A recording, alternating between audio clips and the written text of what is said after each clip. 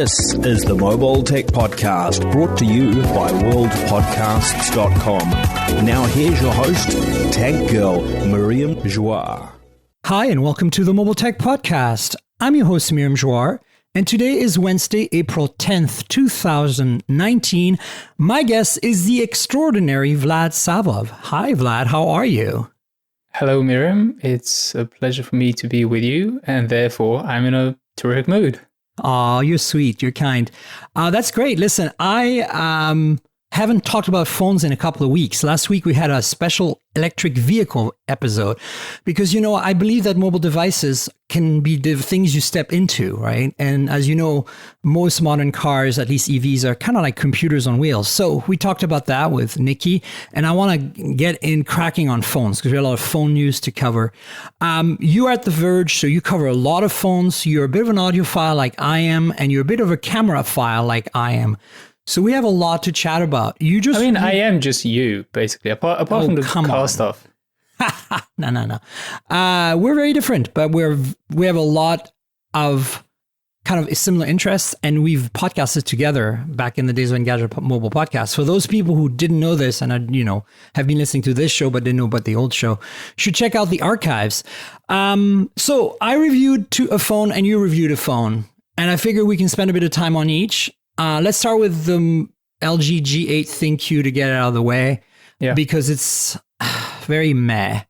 But then I kind of also want your thoughts because you probably don't have one, but you've probably kind of like been following. I don't know. Maybe I do as it happens, and I think that's going to be the benefit. You've reviewed one, I've reviewed the other, but I think both of us have experience with both phones. So you do have one. Great. From an informed position. So listen, people know what I think because they've probably read my review on geekspin.co. But what if you had to do an elevator pitch, one sentence headline for this G8 LG, what would you say? I mean, I wouldn't be trying to pitch that in an elevator. I would choose another career. Okay, if you had to describe it in a sentence. It's tough, right? It is tough. I think that's tough to do with a majority of phones. Well, okay, I'll indulge myself a little bit more than a sentence. To me, the G8 is a disappointment because the basic design of it, the size of it, are really appealing things to me. I agree. One of those minor changes, which again really speaks to me, is the fact that LG has completely eliminated the camera bump, and all the cameras on the rear are on the same piece of glass as the back of the phone. Yeah. And 6.1-inch display, again, very small, very compact. It's a good display. It's a nice, handsome, sharp, contrasty OLED display. But then it's what LG does with all of that. It's the actual functionality that lets it down. Right. No, I agree. I think actually it's interesting you mentioned the under the glass rear panel of glass cameras. I'm a little concerned. It's Gorilla Glass 6, so it should be pretty good. But I'm a little concerned that because it doesn't have a dedicated window, as it were, of glass, it might get scratch easier. A lot of people are using kind of optimizing that glass for scratches rather than cracks. Whereas the entire back panel obviously has to be optimized for kind of both. And those are two contradictory things in the world of glass, right? You either make it... No, this is a fair point. Right, it's either scratch proof and it cracks easily, or it's doesn't crack easily, but then it's soft and it's going to be scratchable, right? And other companies have gone to the extent of putting sapphire glass on their lenses. Yeah. So, I mean, we'll see how this is going to be a wear and tear sort of issue, right? But I mean, other than that, like I kind of agree with disappointing. I said meh earlier. For me, the big thing about the G8 is that it feels like, first of all, it's a very generic and very boring phone. I'm not saying it's an ugly phone. It's beautifully made. The materials are good. The design is just kind of very generic. It looks like an iPhone 10 from a distance in the front with that notch, although it's not as wide. It's just basically could be anything. But it doesn't stand out like the phones do now with the hole punch or other things, right? And that's, even like the P30 Pro we're going to talk about and the P30 do stand out in a way with their industrial design. It's not quite as obvious, but you look at the details and you see it. With the G8, even the details don't stand out. So it's just very boring phone. And LG cannot afford to be boring right now. So that's what concerns me. And then, of course, spec-wise, it's also very generic. The thing that I don't understand personally is there's a Korean version of the G8 that also has a telephoto in addition to the wide-angle and the regular lens. I don't understand why they didn't do that for the US or the rest of the world in general, because I feel like, if they're competing in terms of size, 6.1 inch, as you said, I love that size. It's a really nice enhanced size, right? If they want to go with that size, then they're pretty much competing with the S10, right? Now the S10 has 3 cameras in the back, and they're 2 Korean companies here. They're fighting each other, right? Basically. So I'm thinking, why didn't you put that 3rd camera in the back? At least you'd be spec parity at that point, right? Kind of, but they didn't. Well, here's the thing. I think when we start to ask these questions, they're quite unfair, right? Because the company isn't here to speak for itself. Like, we're kind of asking the ether, why didn't you do this? Why didn't you do that? And having just published a review myself and feeling a bit sensitive to user comments, which are like, so you showed us examples of the P30 Pro at regular zoom, and then at 5x zoom, and 10x, and 24, and 32, but there was none at 2x, and now I'm super disappointed. It's like, yeah. Right. So it's just what I'm saying is, when you're reading a review, you might have really specific requirements and expectations, etc.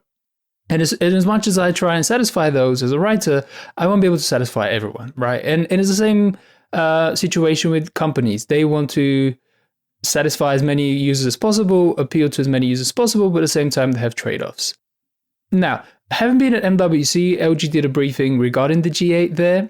Yeah. It kind of seemed like the 3rd lens on the rear was not so much an afterthought, but it was kind of a late addition. It seemed like in Korea there was just really strong demand, and maybe to your point about spec parity with the Galaxy devices, LG just felt like, okay, we need to get this extra camera in there. Can we do it? And then somebody else said, we can, but we can't do it globally. We can only focus on one market. And LG but that's my point. It's like, I don't care about what decisions were made. They were the wrong decisions. It's like, you can't come to a gunfight with a knife, okay? Like, this is a gunfight. The flagships are becoming so good now. You really have to come in with some cool stuff. Now you're going to say, well, they tried with all that gimmicky crap, which we're going to get to in a second. But that's not my point. My point is, you need to get the basics right. If you're going to compete at the 6.1 inch realm, you need to compete with the Galaxy S10. And that means you need 3 cameras. And you have 3 cameras in Korea. Like, what the F were you thinking, LG? Okay, here's the thing, all right? If 2 cameras is a knife, then a single camera might be what? A wooden stick? If we're just talking numbers, right? Yeah, fine. That being said, if you're asking me which phone camera would I want to have for the rest of the year if I could only have one, it would still be the Google Pixel. Yeah, of course. But here's the thing. But the Google Pixel has one camera which on the back, which means the Google Pixel is a wooden stick. And you're but the Google Pixel is also really long in the tooth, my friend. I mean, we have seen a radical evolution of phones in 6 months. Like, hello, Google's Pixels are always a little behind from everyone. I mean, you mean phones as well? I meant Huawei in terms of cameras, but you mean phones in terms of design and everything else. Yeah, in that case, I can agree. I'm just saying, like, look, the reality is that the Pixel was obsolete hardware the moment it launched. No, come on, Yes, come on. Yeah, you're talking about the Pixel 3, right? Yes. I mean, look, it didn't hit the mark. It never does. Google this year with the Pixel, and we're going to talk about the Pixel 3a in a little bit, but the Pixel 4 needs to hit the mark in terms of hardware. And I'm not saying it doesn't have to be standing out in terms of hardware, but when it comes out in October, it's going to have to be at least as good as what the competition is doing in Android land. In terms of, like, it needs at least 2 cameras in the back. I would prefer wide angle over tele as the secondary lens. I'd be happy with that. And you're going to say, well, Mary, you've been talking about 3 cameras of parity. I'm mostly putting it in the context of 2 Korean giants battling it off here, right? Now, for Google, with their software expertise, they can probably get away with just a wide angle and a regular. But the thing is, they need much better hardware for these cameras. What they have in the 3 and the 2 right now is pretty much, run-of-the-mill 12 megapixel sensors with OIS and a pretty decent lens. Okay, we're going to talk about the Pixel later, we said. But you know what I'm saying? That's kind of my angle here. So I get what you're saying. I'm thinking LG. Yeah, let's bring it back to LG. Yeah, I'm coming back. So what I think LG should have done is 3 cameras in the back. And then, instead of everything else is pretty good, but there's the areas that I think they should have focused is a 3rd camera and overall better cameras. And they should have done none of those gimmicks, which we're going to briefly touch on because they're terrible. And then the software, it feels like using a G6. Like nothing has changed with their UI ever. And, everyone else is making an effort. Even Huawei is trying to be more interesting and less heavy and less annoying with their UI. Huawei's trying and failing. Yeah. So exactly, because Chinese companies, they can't seem to muster the software. But even look, Samsung, I think, did an okay job with One UI, right? Sure, fair enough. But okay, here's the thing. Let's be fair to LG here. First of all, they did improve the cameras. The main camera sensor now has 1.4 micron pixels. No, I agree with that. It's better. Does that mean that the camera is going to rank against the Google Pixel camera? Is it going to be a leading one? No, and that's a disappointment, right? You and I have been doing this phone review business long enough to remember the LG G2, which... Oh my God, yeah. The G4 actually was the one that for me was just like, brought low light out from the dark ages. Ha, literally, that's a good joke. Well, in my recollection and in my hands, the LG G2 was the best camera of its time. Yeah. Right? The iPhone, and I wrote an article about this, the iPhone... I saw that article. Takes better photos... on the first shot, let's say, it's easier to get a good photo out of an iPhone, but the ceiling of the LG G2 was basically the highest you could get out of any camera phone. And LG kind of went astray with the G3, and then, like I say, kind of came back with the G4. And then went astray with the G5 and kind of came back with the G6. And then the G7 was kind of meh. And then the G8 we thought was going to fix that. And wah. Yeah, and this is a tricky thing with this company. And it's why I say I'm disappointed. Listen, if Xiaomi comes out with a phone and has a meh camera, I am not disappointed. Because what leads me to have expectations to then develop disappointment from Xiaomi? I don't. But my disappointment stems from the fact that there was a time when LG and Samsung were basically going head-to-head in terms of smartphone camera quality. It wasn't a long period of time, but there was that sort of parity. And it was really a matter of Samsung staying ahead just by virtue of having greater brand recognition, while LG was kind of the lower brand, and LG just didn't sustain that level of advancement. It didn't move with the industry. And I think to your point, you say it's a boring design.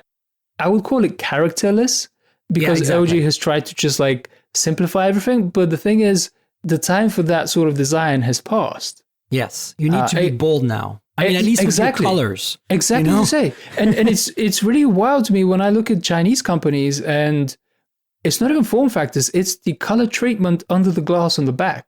It's amazing. Honor did the View 20 with the chevron patterns. I know.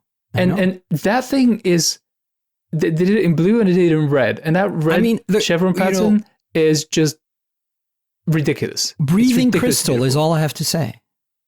On the Huawei P30 Pro. Hey, I know. Right. I mean, it's amazing. Okay, so let's regroup for a second. So we're both disappointed. We both agree on the design. We both agree on the camera issues. And again, for me, you're right. It's the history of LG in imaging and the fact that they're trying to compete with Samsung, their arch rival South Korean company. That's why I'm saying I want 3 cameras. Right. And then and instead of spending the money on the other stuff that you spend the money on, LG, do the cameras and do better UI experience, slightly better. It doesn't have to be perfect, but show some improvement. This feels like a G6, 2 years later. At least the Huawei phones are slowly improving every year in terms of software. Can I just disclose a little bit of Verge insider business?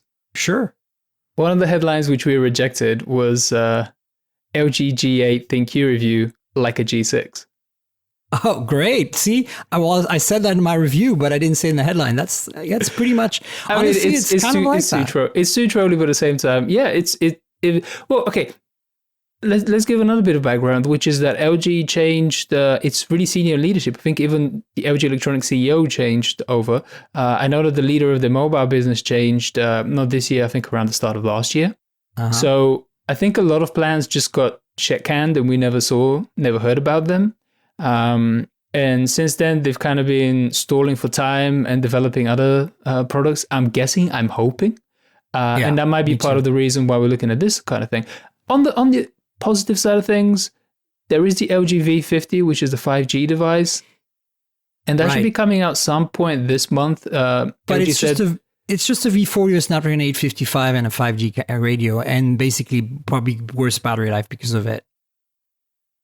Well, okay. maybe I'm pushing it here, but it's got better cooling on the inside, right? Okay. It's got better battery. I do believe it's larger. And the thing is, if you never use it on a 5G network, you're going to get better battery performance just by virtue of it being larger. I'm just saying though that this is going to be the issue, and it's especially if it's X50. If it's X55, it's going to be better. But look, let's not talk about the V50 because it's not out yet. And the other thing I want to bring up that's related to that is that if you don't consider the V50 the flagship, like the Note is for Galaxy, right? They've already announced it, which is completely contrary to their previous ways of doing it, where they had first time part of the year was a G, a second part of the year the V. It means that the G is the 4G flagship, right? Non-5G flagship right now, as far as we know, for the entire year until March 2020.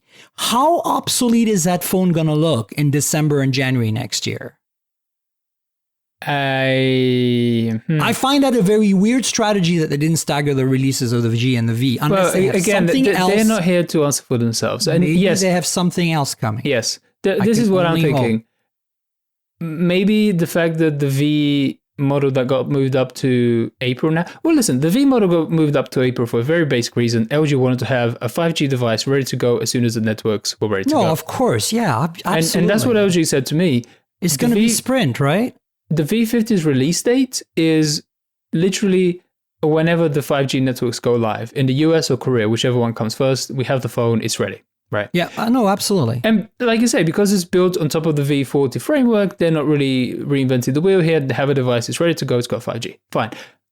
That still leaves the window open for October, November time for LG to do something that maybe wows us. I mean, listen, the other thing is, if you set a timeline where LG's leadership changed over at the beginning of last year, you wouldn't be ready for this time of year. It's too fast. No, but if you give yourself 18 months until the end of the year for a new flagship, making excuses for LG. They need to get their together. You know what I'm saying? I know what you're saying. It's like, I'm sick of it. It's like, I know what they can do. I want to see the goods. Okay, That's it. It's because we know what they can do. Let's go, LG, right? That's all I'm trying to say. Like, I try to be nice in my review, but I held back a bit because I'm just like, come on. So here's a couple of things I want to bring up before we switch over to your P30 Pro review. I want to talk about audio and I want to talk about the gimmicks. Let's start with the gimmicks because they're terrible. And look, this is the depth, the time of flight camera. It's a thing. We're going to talk about this later. It's coming to more and more phones, front or back or both, and it's a good thing. This one is a pretty advanced one. Kudos to LG for that. The Face ID stuff works pretty reliably, except that I had problems when I swapped glasses and I wore radically different glasses. It couldn't figure it out. Which is Apple can. So, maybe some software issues here. But the palm recognition, the vein stuff in the vein is in your palm. It's actually supposedly more secure. I couldn't get it to work 1 out of 5 or 1 out of 10 times. And it was so slow that I don't see anybody using that. And the air motion features, which it lets you control the phone, like things like volume changing tracks by doing cool, crazy choreographed gestures on top of the display, were so broken and unreliable that I got frustrated and stopped using them and panned them on my review. And I feel like, why did they even bother with this technology when I tried this and I mentioned this in my review. You can do everything that this stuff does, Air Motion, with Google Assistant in voice by talking to the phone. Volume, skip tracks, pause, play, turn off an alarm, anything. You can do all of that with Google Assistant. Why do you need gestures? Well, the difference is the driving factor. This is frustrating, but I also feel like it's par for the course for large corporations. You have so many layers of management that you just, if you were an LG engineer yourself and you saw all of these things, and you were entirely in agreement with yourself right now, what would you be able to do? Right? You just have your little box where people tell you, give me the best Wi-Fi performance. And then somebody else has their little box saying, integrate this into this and make all of this fit into the logic board, blah, blah, blah, blah. Yeah. You can be tearing your hair out, but it's not going to change anything. True. And people are just going to tell you, this is the feature, this is what you're doing, do the best job of it. And that's just it.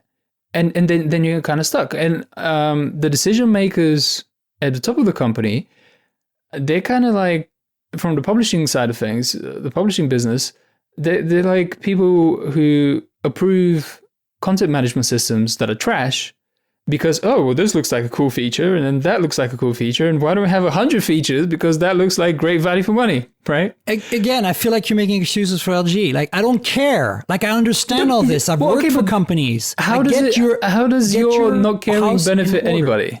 I'm just saying, like, they need to just get their house in order. I hope that this change of management is going to happen. And I am saying, I don't see it happening. I am saying, like, if we wanted some evidence for that happening, then the G8 is obviously the converse, right? It's telling us, no, it isn't happening. The decisions at the top are still happening in a really abstract way where people are just kind of checking features off a list instead of thinking through how things are going to be used. Because let me tell you this, even if the hand gestures, and these are air gestures above the phone screen, even if they work beautifully, exactly how many... Yeah. Exactly how many applications and purposes would you have? You don't care. That's exactly my point. Like, not only does it not work, but it's not useful. My biggest thing is I'm worried that what they're going to launch in the fall is going to be a folding phone, which is not what we need right now and want. What we need is a solid flagship that can compete with the best of the best, right? And we don't have that from LG. Maybe the V50 will fix that, and maybe I'll eat my words. Audio is fantastic though, right? And this is the thing. If you want a phone... And actually, but there's an alternative. We'll talk about this in 1 second. Audio is amazing on the LG out of the box. That hi-fi 32-bit hi-fi quad DAC from ESS still completely owns the market. I'm super impressed. Even though it's been 2 years now since the V20, essentially, that we've had this an evolution of that chip in there.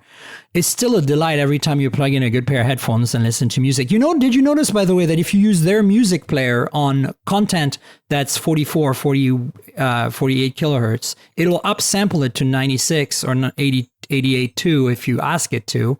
Well, by default, I think. So you actually want to put like FLAC files on the phone and use their player instead of using, well, there are other players you can download that support the high sample rates, but I'm not sure they all support telling the DAC to upsample internally in hardware, which is really what you want. I've never liked upsampling. I'm a big fan. I really notice the difference. If you have the right algorithm, it makes your music come to life. I've had old content that's 44 and 1 and 48 that just adds a little something. That's a whole other podcast because we can talk about file we can go. We should actually have an audio podcast. You and I. We'll do that at some point. But let me do.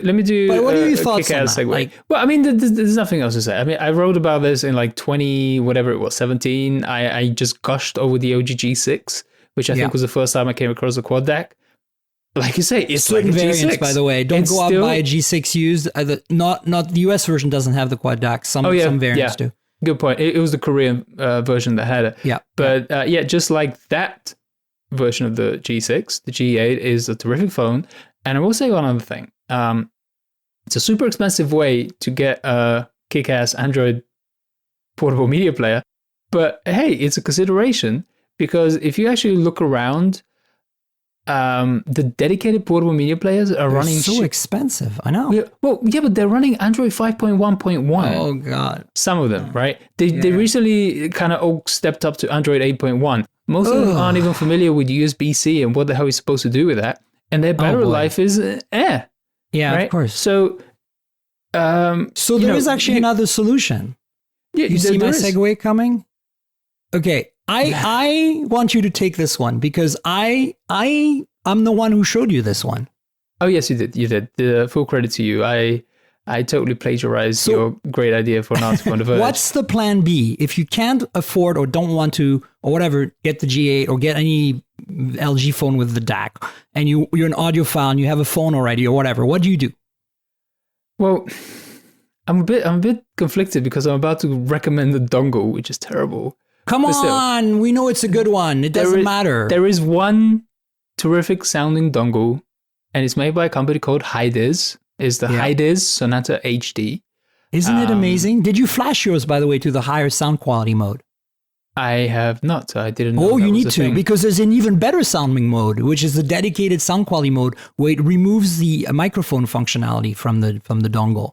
So it no longer can be used with a headphones that have an inline mic. It ignores basically. Yeah, I flash mine. You just need a PC and go to their website, download the firmware. There's like an audiophile version of the firmware, which basically puts all the processing power on the DAC conversion rather than keeping the ADC going as well. It shuts down the ADC circuits and stuff.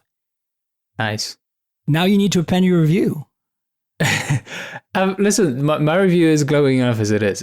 I'll link to it in the description. It's a really clean sounding DAC. Previous to that, I mean, this was the conversation that we're having. Was I was using the Essential phone DAC. Me too. Yeah, and then the Razer one for a little while, which is a little better than the Essential, but is a little clumsy. Yeah, it's really chunky. It's really chunky. The Essential one.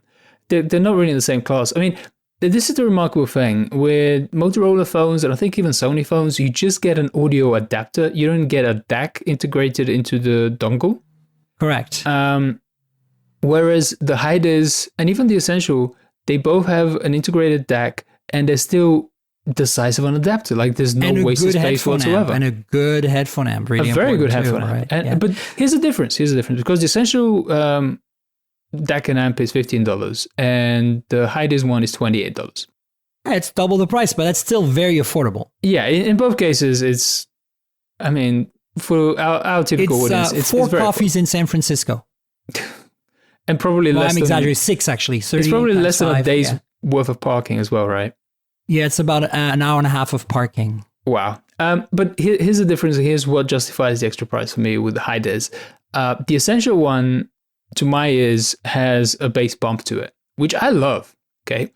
But it isn't as clean as the Hidizs. So I agree. Yeah. All you're really paying for with the extra premium for the Hidizs is the sound quality. At the same time, it also has a really nice, thick and strong braided wire, which anybody who's familiar with high-end headphones from the likes of Audible, they use pretty much the same wire. Indeed. So it's a nice match for that. Oxygen-free copper. Yeah, so it's shocking to me that it's just this random freaking company with this terrible name. And that's why I needed to share with you, Vlad, because I was like, you need to get this. It's unbelievable. It's changed my life. So for those of you who are, why are you talking about? You're talking about a dongle, but I'm not clear what you're talking about. This is a USB Type-C to 3.5 millimeter headphone adapter. That's just about the same size as the one you get with your Pixel 3. Yep. And sounds incredibly better. Like it's very easily competes with the LG Quad DAC. Would you say? No. Not quite. Well, okay. I think you need to change the firmware because upgrade the firmware and it's Quad DAC grade. Well, because like these are so ephemeral things. Like there's no measurable way to talk about these. No, things. I know exactly. When I plug into the LG Quad DAC, like I start to feel things. Okay. Well, you'll feel things when you upgrade the firmware on the Hidizs. Trust me. Seriously, but I need to keep podcasting with you. I can't dash off and do the firmware upgrade. No, you don't. But do yes, it now. I'm keen. I'll do it. I'm just telling you. We need to move on to the P30 Pro anyway. That's right. But I'm just telling you that since the P30 Pro does not have a headphone jack, and actually mine didn't even come with a dongle, you know, the Hidizs might be your answer if you like are trying to get like say a phone that's actually really, really like a masterpiece, and is missing some sort of decent audio output. There you go. You get your solution. That's your segue. Yeah. And listen, the other thing is that most people, if they have wired headphones, they're going to have one pair that they really use all the time, right? So you just stick this adapter onto that pair, onto the end of the cable, and that's kind of it. You know? For $30, you could potentially buy multiple. I mean, I have like 3 of them. There you go. See, Vlad's already done that. All right. So check it out. I'll link everything in the show notes. I'll link your review of the Hidizs and my review of the G8. So, you know, we've gone from a meh phone with great audio to a great audio adapter that's needed for a great phone that with no audio. Probably the best camera in the world today for a phone. It's a difficult one. It's a really difficult one. I want your take on this. I did not get a chance to read a review yet because you published it just this morning. For me, it's morning. And I did read your camera preview thing you did like a week ago or whatever. Last week. So, okay, tell me I have some thoughts too. I feel that the camera has some issues, but overall, okay, you want a versatile camera, you're a creative type person. Do you want to use a Pixel? Do you want to use a P30 Pro? Well, there's no manual control on a Pixel. Well, this is the tricky thing. And this is the thing I've been wrestling with. Even having finished my review, I'm still wrestling with it. I have both phones. I'm not sure which one is going to keep my SIM card because they're that close. They're different, but they're very close. And I've grown bleary-eyed over the past week just sitting in my computer and going left arrow, right arrow, pixel photo, P30 Pro photo. Which one do I prefer? Right? I carry both. That's how I solve the problem. Well, I don't wear cargo pants. You have no. I know. You have clothing with a lot of pockets. I just want to stick with phones with me generally at any given time because I have 4 cargo pockets. Okay, so yes, if you're super creative and super dedicated to it, carry 2 phones, spend $2,000, you're fine. But for the kind of less adventurous people among us, monetarily adventurous ones, let's try and think through this. So as I say, I've grown bleary-eyed just looking at the fine detail with the photos between these two. And it's really hard to tell them apart. Where they have image errors, they do it differently. And the thing that I've always appreciated about the Pixel is that it lets image grain in and image noise show up, right? Because it's like, you want to see the detail of this photo, and I'll give you that. And I think you're willing to accept a bit of grain and image noise. And that is actually true. I completely agree with Google's philosophy. So when we get photo errors on a Pixel photo, they look like photo errors from film cameras. And that's why people like me speak about the Pixel having the most photographic pictures. And I like that a lot. I agree that the P30 Pro, I know where you're going with this, feels almost synthetic. Mm-hmm.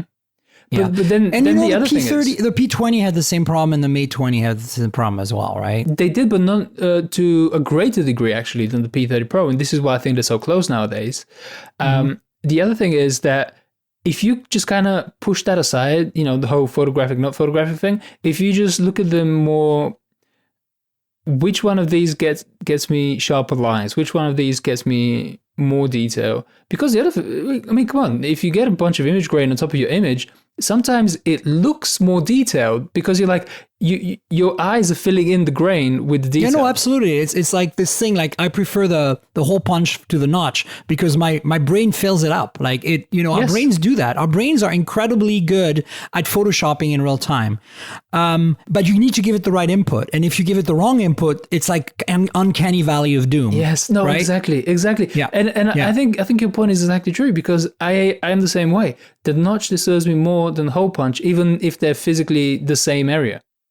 Yeah, absolutely. Okay. So I just want a quick preamble. Those of you who are maybe jumping on the podcast and like, you're going right into the camera on the P30 Pro. Like, really, the reason for that is because we have a limited amount of time. And I've already covered the P30 Pro extensively at the launch in Paris with Peter Gauden of Huawei. And Daniel Sin was on that show too. So go back to episode 103 where you'll get all of your delicious P30 Pro, the rest of the stuff.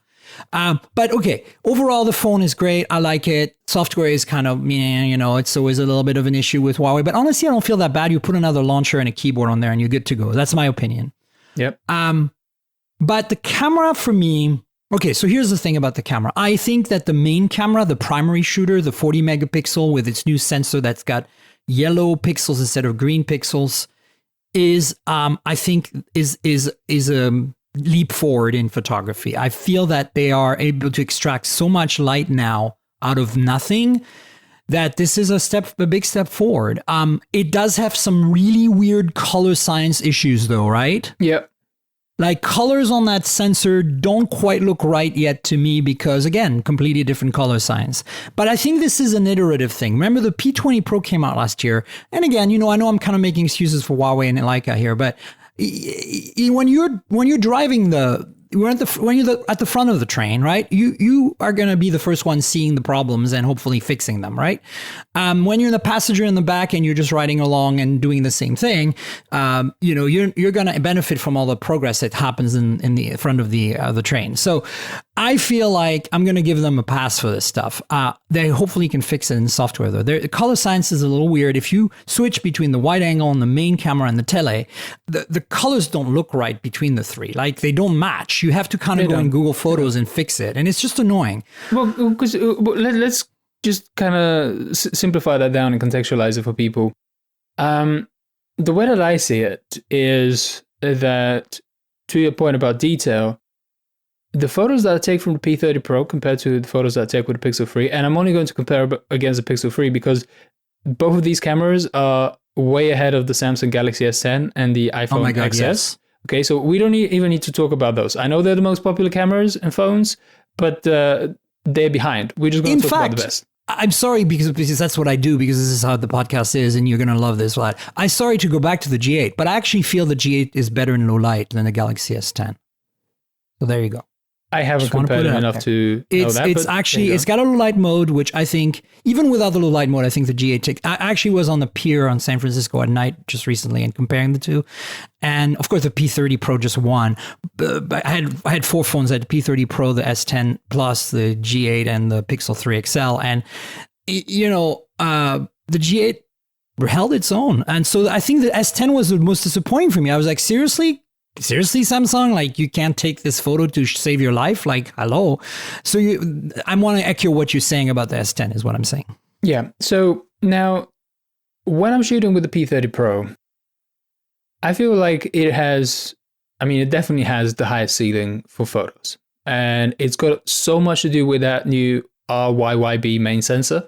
But at the same time, comparing that against the Pixel 3, the Pixel 3 is kind of like the iPhone in that it 99.9% of the time it nails the exposure. It's like you just mash the button and you're good to go. Yeah. Whereas I feel with the P30 Pro, sometimes I have to take the photo again because I'm like, wait, that's not right. You failed at that. Yeah.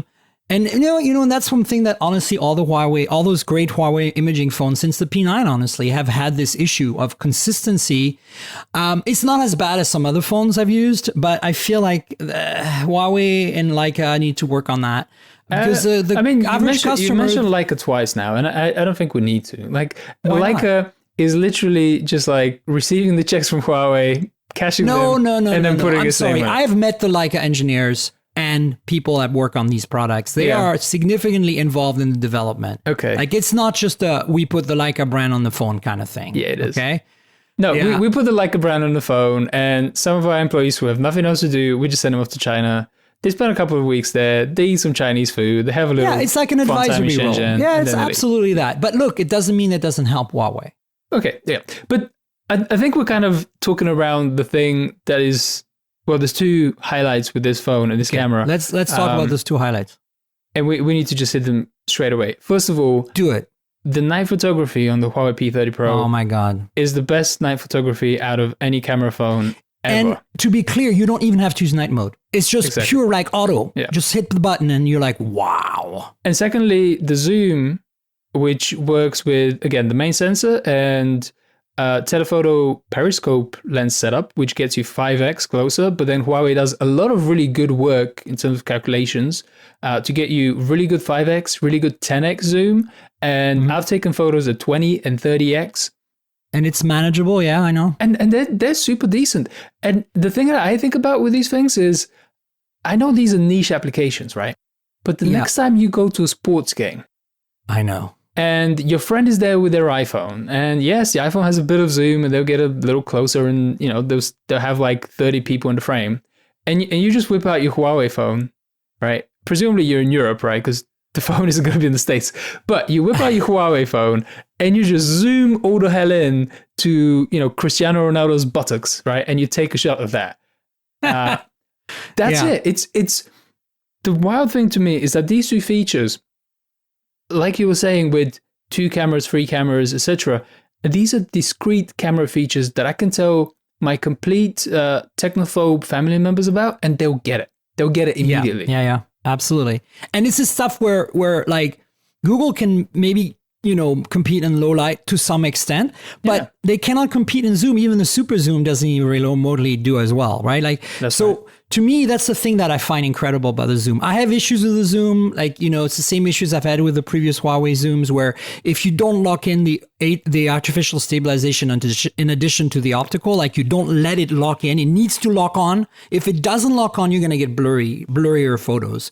And I find that I have to set it to 5x for it to lock on first and then go to 10x, especially in low light for it to actually do. It also has focus issues in low light with the zoom, which I know is magical that it even does focus somewhat, because it's very hard to do.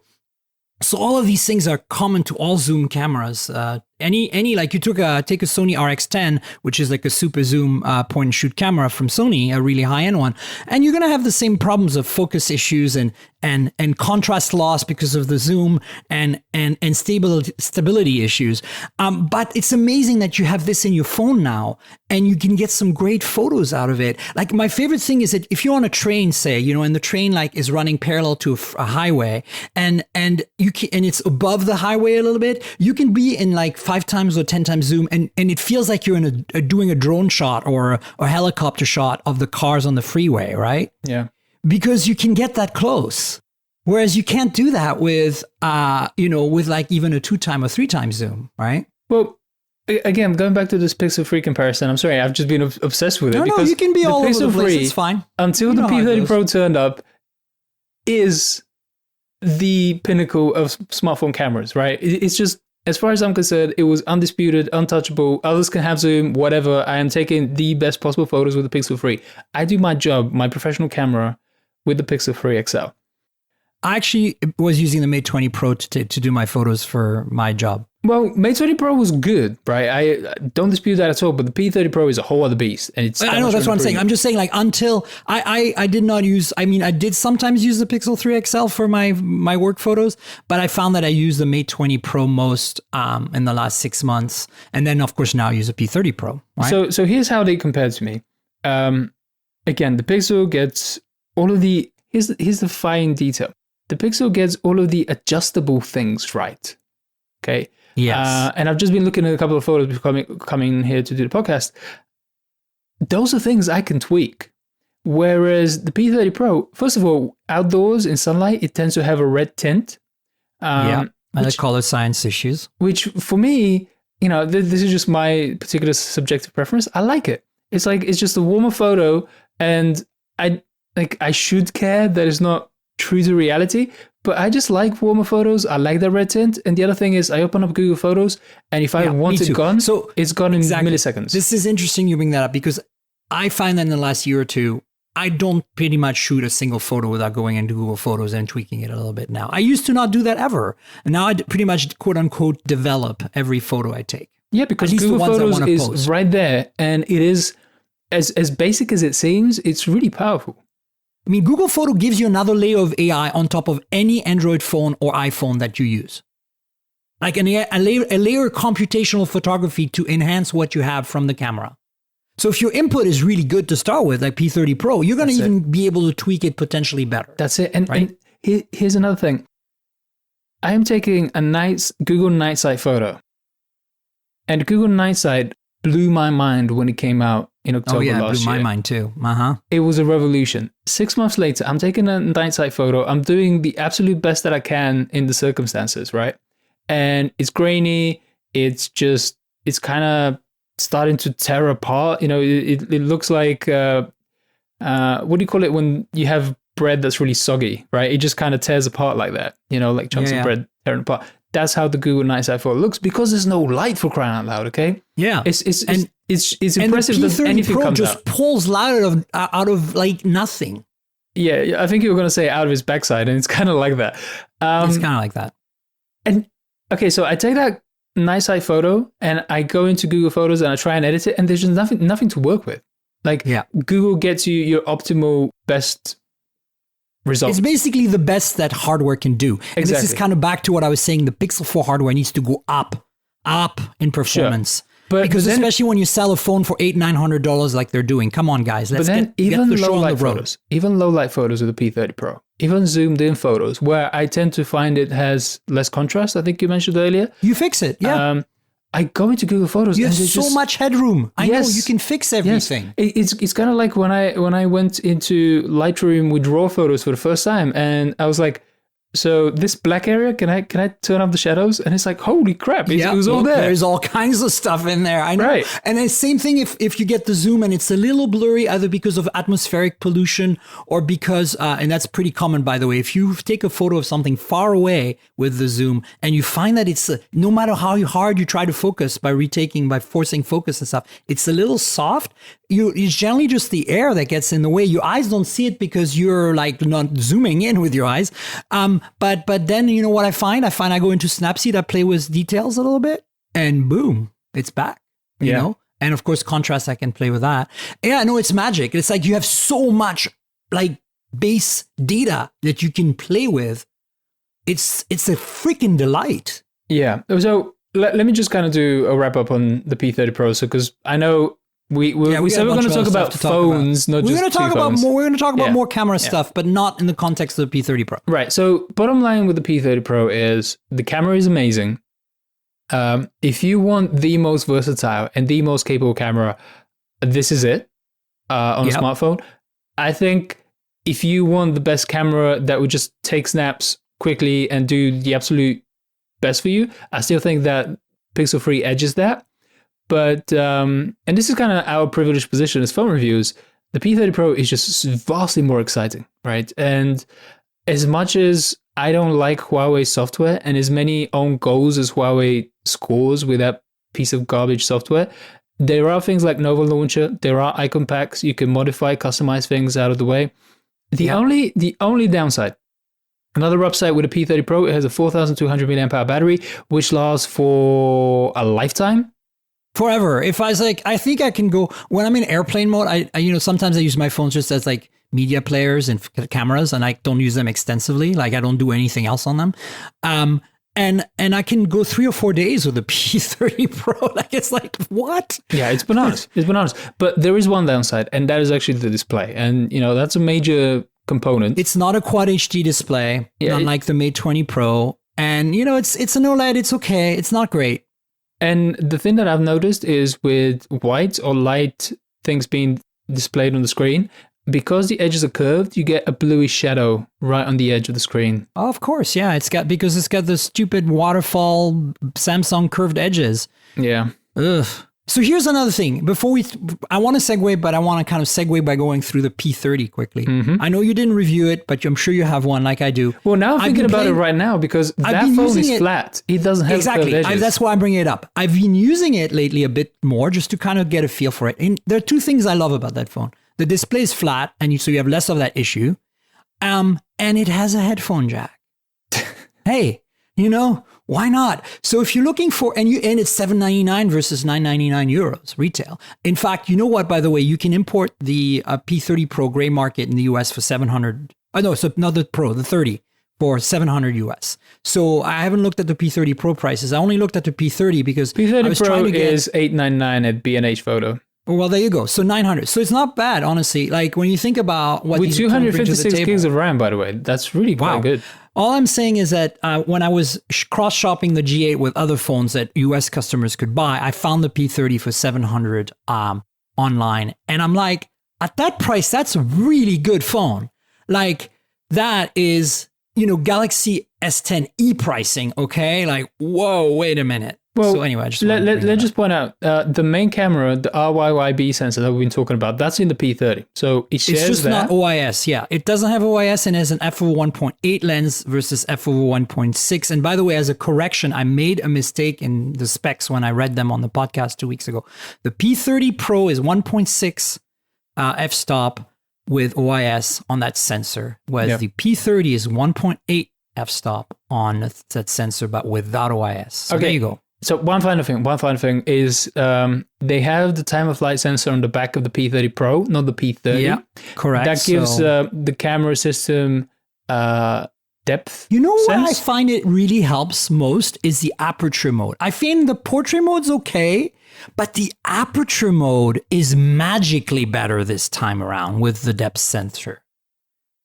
That's been my experience. Play with it if you haven't. Well, for me, the biggest upgrade has actually been the fact that it feeds into the autofocus system for the main cameras. Right. In situations where the Pixel 3 and basically every other camera phone is like, I have no idea what's happening, I need you to turn the lights on, or let me use the flash. Come on, man, give me something to work with. The P30 Pro is like, yeah, I'm focused. No, it's fine.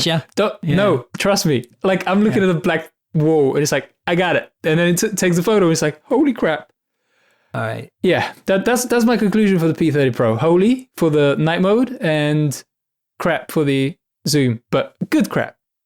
Yeah, exactly. Yeah. Well, there you go. So let's switch to some other stuff I want to really talk about quickly, Vlad. So let's talk. I need to give Qualcomm some love about yesterday's announcements, simply because I want to acknowledge that they launched a few new chips. The Snapdragon 665, the Snapdragon 730, and the Snapdragon 730G. I mean, more Snapdragons is better, I guess. Manufacturers get choices, right? So these are basically, like the 710 last year was a new tier that was introduced between the 600 and 800 series. And it was heavily based on like a detuned 845 architecture with a larger nanometer manufacturing. The 730, think of the 730 as the same thing, but from the 855. So they took an 855, detuned it, and they're manufacturing at a larger nanometer size. And, you still get tons of benefits, and the cost is a lot lower. So we might see some interesting phones with the 730, and 730G is slightly improved GPU for gamers. Oh. So it kind of was going to end up maybe in some gaming phones. And then, 665, whatever. They needed a new 600 series. It was getting a little stale. So there you go. That's basically my takeaway. Yesterday, they had a thing here in San Francisco called the AI Day, which was all about AI. And that's one of the things they pushed in. And this is why I want to briefly mention it, Vlad, is that they push photography and AI features in photography very heavily on these new Snapdragon chips. Oh, I mean, this is literally the future. Like, that's where you have to go, right? It's going to be the future on Huawei's Kirin chips because they're part of what's driving the P30 Pro's heroics. But Qualcomm Snapdragon has been integral to everything that Google has done with the Pixel. And as far as I'm concerned, so part of what's really got me psyched and excited about the P30 Pro is just today, and segue alert, Oppo just announced the Oppo Reno, and that is another phone that uses the same periscope zoom technology. And I know. My forecast for the rest of the year is that by the end of this year, we're going to have 5, maybe 6 phones with this periscope zoom tech inside it. They're all licensing it from the same company anyway. And it's going to be that, and it's going to be computational photography. And anybody who isn't doing time of flight, we're going to see time of flight front and back on everything. Absolutely. Anybody who isn't doing those 3 things, thank you for your third contribution, is going to be behind. Yeah. So here are some examples, right? We're seeing the Oppo Reno. We're seeing, a bunch of phones with time of flights. Also, we're a lot of phones with Sony's IMX586, the 48 megapixel sensor, which I think is a really interesting and pretty decent sensor. What are your thoughts on that, Vlad? I also think it is. I think it might be gaining a bit more popularity just by virtue of its huge megapixel number. I think everybody was like, yeah, we're going to differentiate. Let's get the massive megapixel number. And then you go into 2019, it's like, oh, everybody else had the same idea. Yeah, I think there's a little more to the story, though. I feel like I first started using it on the View 20 from Honor, and I feel that this is a quad buyer setup, right? That's what makes it cool. Like, it is a oversampling. It's like the PureView from 40 megapixel back in the day. It's using that same technology, but bringing it down to a price point where mid-range phones can have it, right? And so I think we're seeing a proliferation of this sensor. It is now on the Nokia X71, which is a mid-range phone that was announced recently in China, which is probably going to come to the West as maybe a Nokia 7 of some kind. I believe the rumor is that it's going to be known as the Nokia 8.1. And yes, it should be imminently launched in Europe. There you go. So my point is that Samsung announced the Galaxy A80 recently, just yesterday or this morning, that has a really, really trick slider mechanism where it doesn't have a front-facing camera, and it rotates so the camera is facing back when the phone slider is down, and the motorized slider, when it slides up, it rotates the entire rear camera module forward to face the user, and it has that 48 megapixel camera on it, and it has an 8 megapixel secondary cam and a time of flight camera. See where things are going? This is where things are going.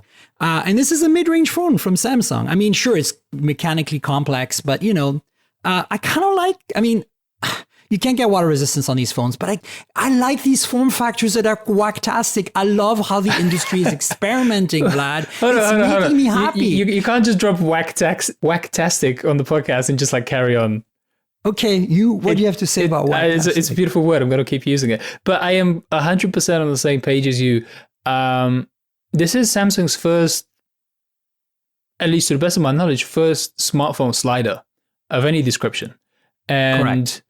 This is just this is giving the Oppo Find X a run for its money in terms of cool factor. Yes, very much so. And it's just really clever. You know, my fear last year, because Android devices got really weird last year already, right? They started doing the periscope pop-up cameras for selfies. There was the Oppo Find X, as you say, where the whole thing pops up. The Oppo Reno this year, it actually pops up. It's like a wedge. Yeah, I know. There's a wedge, a little triangular shape pops up just for the selfie camera. Jesus. And the thing is... No, the flash. It has the flash in the back, Vlad. Right. It means that if you want to use the rear camera with the flash, the thing pops out for the flash. Come on. It's so cool. It is. But it's completely unnecessary. That's the best part. No, it's not unnecessary. I love it for how unnecessary it kills is. A notch. It's so cool. It kills a notch and it's super cool. And I think both of those things are laudable things. Notch murder. Absolutely. Cool it's very technology, unnecessary, but like people like, it's going to break. I'm like, who cares? Think about how awesomely cool it is. And the fact that you have a display that's full on front display, there's nothing else in there. Okay, yes, that's good. But rein it in. We do care. Come on. We should. Of course we do. We have to care because we're reviewers. We should talk to an audience that is not multi-billionaires, right? But my reservation about this time last year was that everybody would just do weird and crappy. And the cardinal example for that tends to be all of the borderline concepts that ASUS tends to kick out. Things like that laptop with this massive water cooling wart on the back of it. It was supposed to be like a desktop replacement gaming laptop.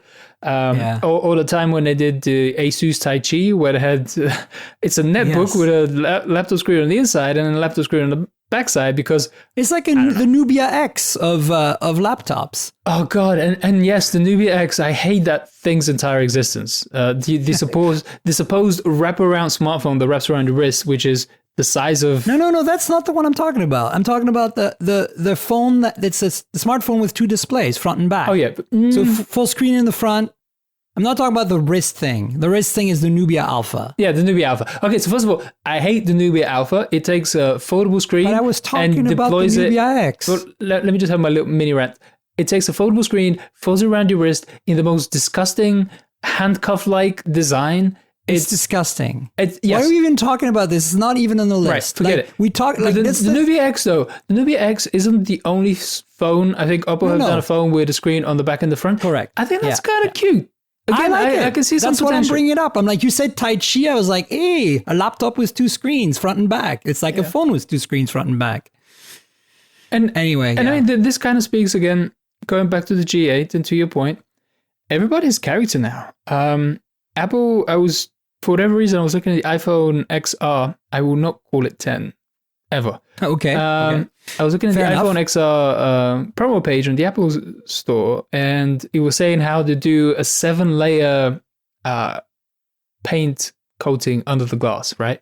And I'm looking at that and I'm thinking, 7 layers, huh? So you couldn't do 9 like Huawei can do and Honor can do, huh? Just 7? That's what you got, Apple? Really? And that's the wild thing.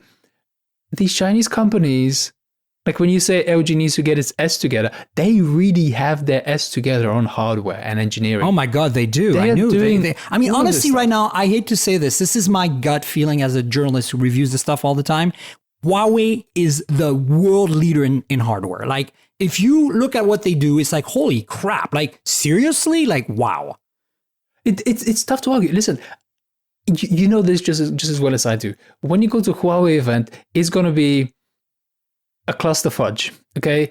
Their organization, the CEO, Richard Yu, who I love, and I've been to roundtables with him. Chinese makers. I've heard him. Come on. No, I've heard him answer questions in roundtable format where he's not trying to read off a script, and he's a really engaging and really sincere and earnest guy. I like him. I think he's a terrible presenter, though.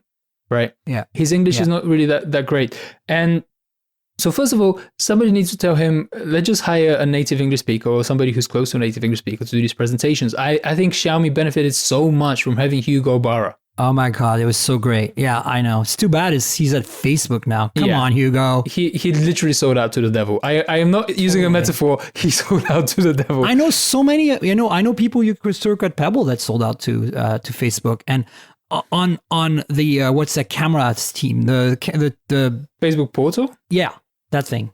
So Facebook bought somebody and then... No, I'm saying that some people I know that worked with me at Pebble have moved on to that team. And I'm like, they're doing some really cool work on their stuff. But it's Facebook. You're in bed with the devil. Yes. No, I know somebody who's a really smart guy as well. And he's one of Facebook's product managers on the VL side of things. And I know that it's a prestigious company to work for, and really talented and intelligent people apply for it and they get paid handsomely. But yeah, it's the devil. I don't believe in devils, but whatever. I lose at least a smidgen of respect for people who work there, and I wouldn't have self-respect if I worked for Facebook. I would have a hard time taking a job at Facebook, honestly. Yes. The destructive effects of that company's existence are just so apparent, so obvious. It's like an oil spill of attention. Exactly. And it's constant. Let's pull it back a bit. I want to talk, since we talked about pop-up selfie cameras, there's been a bunch of OnePlus leaks that really show what the phone will look like. I think they're leaks, so take them with a grain of salt, but I think it's pretty accurate. They're case manufacturers, so they're probably pretty good. And it's clearly showing a pop-up selfie cam on the OnePlus 7 with a full screen display in the front. So it's kind of interesting to me because it means that, are we going to have a phone that's definitely not waterproof this time? That's the real question. Is that the question? I think the question is, when is wireless charging going to arrive for this phone? Yes, absolutely. I mean, look, I'm excited about the OnePlus 7. It's going to be fun. And it's definitely more attainable to us here in the US than the Oppo Reno or the Nokia X71, et cetera, et cetera. I also want to quickly touch on the Pixel 3a. That's another leak that happened in the last 2 weeks that we didn't talk about phones on the show. And what is your take on that? It looks very, very clear that we might see this at Google I/O or soon anyway, like a Pixel 3a and 3a XL. I have big issues with that naming. It's so confusing. Why not call them Pixel Lite or whatever? No, they're supposed to be basic pixels, and I'm struggling with it because, first of all, I completely disagree with you saying that Pixel 3 was outdated the moment it arrived, but I will... Did you see that notch on the XL? Come on. Did I see it? I've seen it every day for the past... It's in my pocket. Every day it makes my eyes bleed. I get it. I still use the phone in spite of it. What I'm saying is... the phone. What I'm saying is...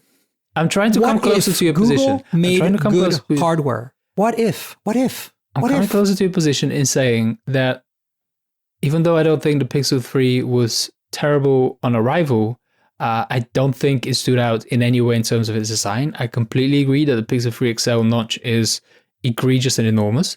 So, but at the same time, I say to myself, I like the software for the most part. Google still needs to figure out its multitasking and gestures, but I love the camera and I accept the other compromises. So to me, the Pixel's design already is basic. So how do you take a phone that has that sort of compromise built into it and then do a light version? What do? Do you cut away the camera? Because if you cut away the camera, I'm not interested. No, I don't think they're cutting away the camera. Okay, actually, this is actually what I think is happening here. What is happening here, Vlad? If you're keeping the camera, you're at risk of actually improving on the Pixel 3 because, as far as we know, it's going to have a headphone jack in there. Yeah, so exactly. So it's really interesting. I think here's what's going to happen. We're going to get a camera that is close in terms of performance as the Pixel 3 and 3 XL. And we're going to get a phone that's more accessible in price, has lower performance and specs in terms of CPU for sure, and RAM. Although RAM, it's hard to do because 4 gigs of RAM on the Pixel 3 and 3 XL. I feel that pain every day. But we're going to see a lesser processor, but we're going to see the addition of headphone jack. And I think in many ways, look, maybe this is not a bad thing because look, Pixel cannot just be a high-end product. if Google wants to have a little bit more reach out there, which is a big question mark, I'm not sure they're really interested. But if they are for some reason interested in changing that, maybe the Pixel 3a and 3a XL are going to be the heavy hitters for them from now on. We'll buy the high-end one still, and then the rest of the world can, like India can have a Pixel 3a as a high-end phone. That's an interesting thing. I mean, if they price it aggressively enough to make it into India, that makes it super interesting because, like I say, most of what appeals to me... They sell the P30 Pro in India, so, they could possibly send, there's quite a lot of range in what they sell in India because there's a lot of really rich people there too, right? Well, any place in the world that has a lot of really poor people is definitely going to have a lot of really rich ones as well. Really rich people, yeah. Welcome to America. Yeah. But new America. I was more thinking of Russia and places like that. But no, I know you were, but I'm just making a slight at our regime right now. Welcome to the new America. I love that you're calling it regime. That's my word because I've already lost a whole bunch of Trump voters on the podcast by using that word. It's great.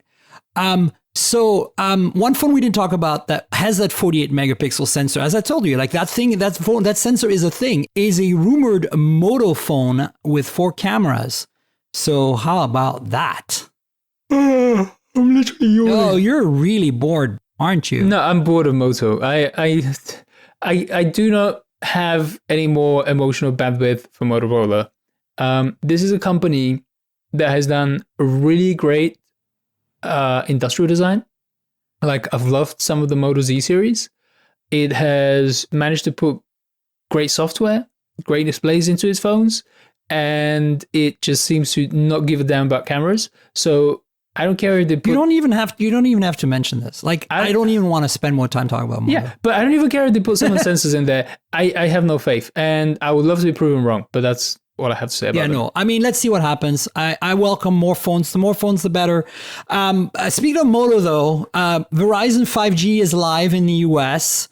They pulled the launch forward, like basically made it happen 1 week sooner. And apparently, I'm not sure if they flew them or if they, somehow a bunch of tech journalists ended up in Chicago. I asked to get one of those Moto 5G mods for my Moto Z3 craptastic phone and asked them to, fly me out to Chicago so I could try it out, but I didn't.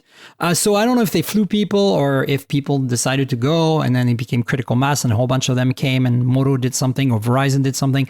But the reality is some people like the wonderful Sasha Segan of PC Mag got to test 5G for the first time on Verizon network with the crazy Moto mod adapter. That's the only way right now to get 5G until the Galaxy S10 5G sells and the LG V50 sells in the US. So the results are in that story. I will link it in the show notes. You should check it out because it was very interesting. And Sasha used some very hardcore, like really fact-based, data-based system to kind of gather the data for this. And I think that's really kind of interesting. So the takeaway is basically that when it works, it's pretty fast, but it's still not as fast as it should. That uploads are still handled by 4G LTE. That the 5G indicator doesn't actually tell you when you have 5G signal, but it actually flashes when the device is using 5G to transfer data, which just sounds like such a Verizon or Moto thing to do, right, Vlad? Like change what we're used to seeing on the indicators. Okay, so first of all... So many problems here. I do need to call you out. You said Sasha used a data-driven system to gather the data. And I'm sure he did. Yeah, no, I couldn't... There's a word that I used in my email to you yesterday, and I can't even remember what word it is that I used. Methodology was the word. There you go. That's exactly what I was trying to say. So Sasha's methodology was very data-driven, very good, very, very interesting. Yeah. I thought it was nice that he actually set up apps that would run in the background and gather positioning information and whether do speed tests at a regular interval and stuff is really interesting. Yeah. So yes, this is the benefit of listening to podcasts. We can actually edit ourselves as opposed to tweets where we're kind of stuck with whatever stupid typo we post. Honestly, this one I probably won't care editing because whatever. No, I just did it. I edited you live. Like this doesn't need to be cut at all. That's exactly. So why would I even bother editing? So what is your take? I mean, like of course I don't want to know your take on the Moto mod. That's just a stepping stone. It's kind of silly. It's essentially an entire hotspot modem in a box that's grafted on the back of the phone and a mediocre phone at that. But it's just interesting to see the millimeter wave is what Verizon's pushing, and you literally have to be next to a mast to really experience. said. That's it. I had this conversation back at MWC in February with Motorola. I met with them. Honestly, the conversation that I had with them, and I met, I think it was the chief 5G engineer, and he'd show me the motor mod and the bandwidth capabilities and so on. It gave me a lot more faith than I had previously as far as the pace of development for 5G. It's a funny thing because myself and I think a lot of readers of The Verge and people in general are very skeptical about 5G, and I love that. I love the fact that we don't need to tell people, no, hold on. Don't listen to the marketing message. People have grown skeptical, not cynical, skeptical of the marketing messages from carriers and manufacturers and so on. And I don't hear anybody saying, oh my God, when can I get my first 5G phone? So thumbs up for that. But that conversation that I had with them, it really showed me the capabilities. As you say, if you get into a good spot where you're connected, it's amazing, right? It's a massive step up from 5G. And it's super stable and so on, but you have to be in range of it. And I actually, with millimeter wave, my issue is it has no building penetration. Like if there's a lamppost, that will probably disrupt the signal. So, my concern with it was, and I don't have much of a filter, so I just said to the Motorola guys, but isn't this 5G millimeter wave glorified Wi-Fi?